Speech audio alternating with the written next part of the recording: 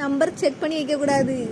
யாரை கூட நம்பி போனாலும் எவனாவது ஏதாவது செய்தானா 4 இடி இழுத்துட்டு தப்பிச்சிட பார்க்கணும். சரி, நான் குதிச்சிருவேன். அன்னைக்கு ஒரு நாள் ஒரு அங்கிள் அங்க ஸ்கூல் இந்த பக்கம் தானே போகும். மீன்ஸ் இந்த நம்ம ஜூஸ் குடிக்கும் போது அது அப்படி ஸ்ட்ரெயிட்டா போறாரு. இந்த பக்கம் டர்ன் ஆகாம அப்படி ஸ்ட்ரெயிட்டா போறாரு. அன்னைக்கு காக்கா ஏ சைடு ஆம்ச்சி ஸ்கூல், இந்த பக்கம் இருக்கு எங்க ஸ்கூல். அந்த நீங்க இந்த பக்கமா போறீங்க. அரே சாரி मैं विसरला मला थोड़ा हे झाला, मी विसरला, मी परत जातो, सॉरी सॉरी அப்படி சொல்றாங்க. அப்புறம் காயோ காக்கா तुम्ही किडनॅप करतात का?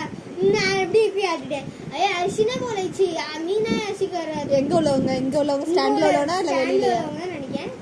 அது கொஞ்சம் வண்டியெல்லாம் உடஞ்சிருச்சு கொஞ்சம்.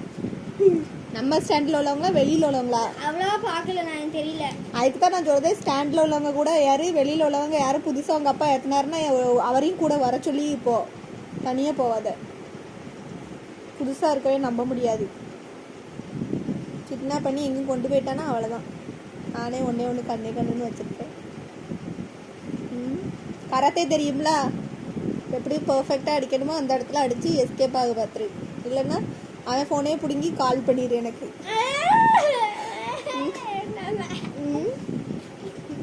சிரிக்கக்கூடாது, இதுக்கெல்லாம் சிந்திக்கணும்.